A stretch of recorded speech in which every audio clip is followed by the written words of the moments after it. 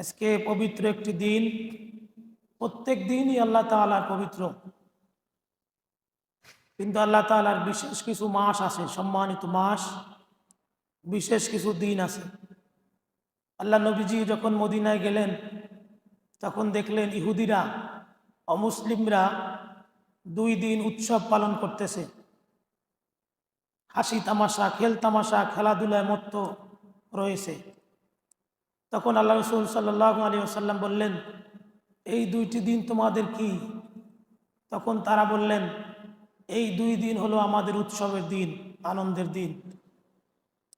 আল্লাহ রসুল বললেন, এর চাইতে আল্লাহ তাআলা আমাদের জন্য আনন্দের 2টি দিন দিয়েছেন, উত্তম দিন দিয়েছেন। সেই দিন 2টি হলো, একটি ঈদুল ফিতর আর একটি হলো ঈদুল আজহা। সুবহানাল্লাহ। কোরবানির দিনে কিছু ইবাদত আছে যা জানা দরকার, করাও দরকার। এর মধ্যে অনেক কল্যাণ এবং ফজিলত রয়েছে। মুসলমানদের জন্য প্রত্যেকটি কাজই কল্যাণকর, প্রত্যেকটি ভালো কাজই কল্যাণজনক কাজ, সওয়াবের কাজ, ফজিলতপূর্ণ কাজ। চ্যানেলটি সাবস্ক্রাইব করে আমাদের সঙ্গেই থাকুন। কোরবানির দিনের 1 নম্বর ফজিলত, আন আয়েশা রাদিয়াল্লাহু তাআলা আনহা আন্না রাসূলুল্লাহ সাল্লাল্লাহু আলাইহি ওয়াসাল্লাম قال ما عمل آدمي من عمل يوم النحر। হযরত আয়েশা রাদিয়াল্লাহু তাআলা আনহা থেকে বর্ণিত, তিনি বলেছেন, আল্লাহ রসুলের কাছে জিজ্ঞাসা করা হলো, এই দিনের ফজিলত কি? আল্লাহ নবীজি উত্তর দিলেন, মা আমিলা আদামি মিন আমালিন ইয়াউমাল কিয়াম ইয়াউমান নাহরি। এই দিনের প্রথম ফজিলত হলো ঈদের দিনে কুরবানি করা। সুবহানাল্লাহ। এরপর আল্লাহ নবীজি বলেছেন, আহাব্বা ইলাল্লাহি মিন ইহরাকিদ দামি। আল্লাহ তাআলার নিকট ঈদুল আজহার দিনে কোরবানি করার মতো পছন্দনীয় আর কোনো কাজ নেই। আল্লাহ তাআলা এই দিনে বান্দা যখন পশু কোরবানি করে, রক্ত প্রবাহিত করে, তখন আল্লাহ তাআলা বেশি সন্তুষ্ট হন। মুশরিকরা তারাও কোরবানি করত, কিন্তু প্রাথমিক যুগের মুশরিকরা কোরবানি করার পরে কোরবানির রক্ত এগুলো কাবা শরীফের গায়ে তারা লাগিয়ে দিত, লাগিয়ে আনন্দ উল্লাস করত। জাহিলিয়াতে মুশরিকরা কোরবানি করার পরে কোরবানির পশুর রক্ত তারা কাবা শরীফের দেয়ালে লাগিয়ে আনন্দ উল্লাস করত। আল্লাহ তাআলা কোরআনে আয়াত নাজিল করে দিয়ে আল্লাহ রসুলকে জানিয়ে দিলেন, লা ইয়ানালাল্লাহা লুহুমুহা ওয়ালা দিমাউহা ওয়ালাকিন ইয়ানালুহুত তাকওয়া মিনকুম। আল্লাহ তাআলা তোমাদের পক্ষ থেকে লুহুমুহা, গোশত চান না, ওয়ালা দিমাউহা, তোমাদের পক্ষ থেকে তিনি রক্ত চান না, ওয়ালাকিন ইয়ানালুহুত তাকওয়া মিনকুম, আল্লাহ জানতে চান কার অন্তরের মধ্যে আল্লাহর ভয়, পরহেজগারি বেশি। কাযালিকা সাখখারনাহা লাকুম, আর আল্লাহ তাআলা এই পশুগুলিকে তোমাদের জন্য আনুগত্য করে দিয়েছে। পশুরা যদি আল্লাহর বান্দার আনুগত্য না করত, কথা না শুনতো, পৃথিবীর কোনো মানুষের শক্তি ছিল না পশু জবাই করা। লিতুকার কাব্বিরুল্লাহ আলা মা হাদাকুম, আল্লাহ তাআলা তোমাদেরকে সৎ পথ দেখিয়েছেন। ওয়াবাশশিরিল মুহসিনিন, যাতে তোমরা আল্লাহ তাআলার শ্রেষ্ঠত্ব ঘোষণা করতে পারো এবং তোমরা মুহসিন, আল্লাহ তাআলার পছন্দনীয় বান্দাদের অন্তর্ভুক্ত হতে পারো। সুবহানাল্লাহ।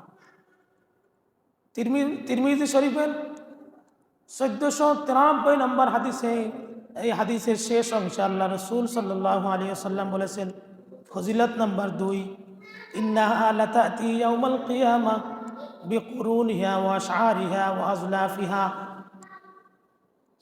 আল্লাহর নবীজি বলেছেন, কিয়ামতের দিন নিশ্চয় কোরবানির পশুর শিং এবং তার চুল এবং তার নখ ইহা উপস্থিত হবে এবং আল্লাহ তাআলার কাছে এই বান্দার জন্য সুপারিশ করবেন। আল্লাহ নবীজি বলেছেন ইন্নাদ দামি লা ইয়াকা মিনাল্লাহি বিমাকানিন ক্বাবলা আন ইয়াকা মিনাল আরদি। কোরবানির পশুর রক্ত জমিনে পড়ার আগে আল্লাহ তাআলার নিকট বিশেষ মর্যাদায় কোরবানির পৌঁছে যায়, অর্থাৎ আল্লাহ তাআলা গ্রহণ করে নেন। আমরা রক্ত প্রবাহিত করার আগেই আল্লাহ তাআলা যারা কোরবানি দেন তাদের পক্ষ থেকে কোরবানি কবুল করে নেন। এরপরে ফজিলত নাম্বার 3, ইবনে মাজা শরীফের হাদিস 3127 নং হাদিসে আল্লাহ নবীজি বলেছেন ক্বালা আসহাবু রাসূলুল্লাহ সাল্লাল্লাহু আলাইহি ওয়াসাল্লাম, সাহাবায়ে কেরাম জিজ্ঞাসা করলেন ইয়া রাসূলুল্লাহ মা হাযিহিল উযহি, কুরবানি আমাদের জন্য কি, ঈদুল আজহা কি? আল্লাহ নবীজি উত্তর দিলেন ক্বালা সুন্নাতু আবিকুম ইব্রাহিম, কুরবানি হলো তোমাদের পিতা ইব্রাহিম আলাইহিস সালাতু ওয়াস সালামের সুন্নাহ। সুবহানাল্লাহ। আমাদের অধিকাংশ ইবাদতগুলো আমাদের পিতা ইব্রাহিম আলাইহিস সালাতু ওয়াস সালামের করণীয় কাজগুলো আমাদের জন্য আবশ্যকীয় করে দিয়েছেন। অসংখ্য ইবাদত আল্লাহ তাআলা তার পছন্দ করে আমাদের জন্য শরীয়ত হিসাবে দিয়েছেন।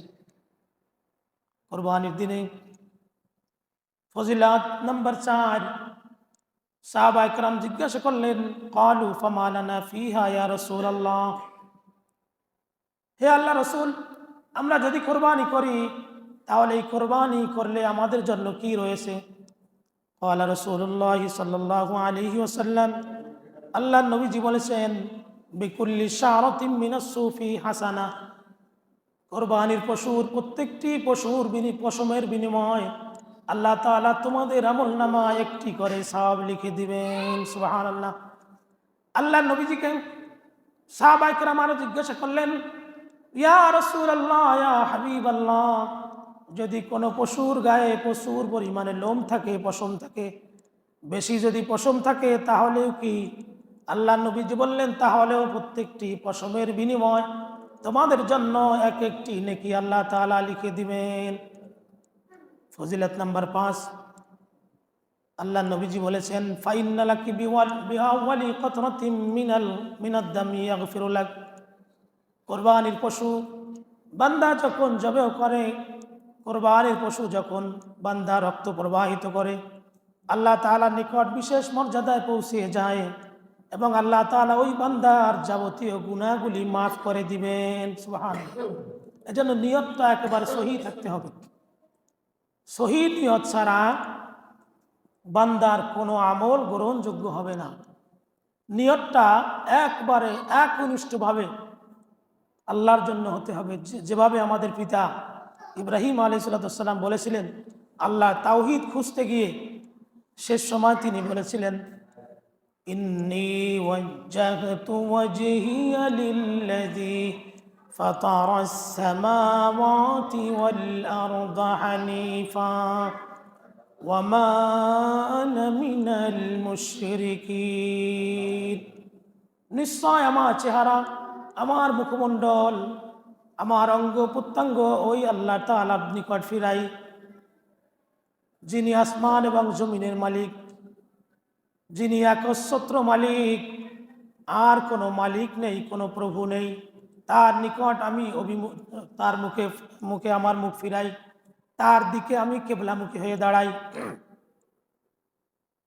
সহিহ নিয়তের জন্য বুখারী শরীফের 1 নম্বর হাদিস, আল্লাহ নবীজি বলেছেন ইন্নামাল আমালু বিন্নিয়াত ওয়া ইন্নামা লিইমরিম মা নাওয়া।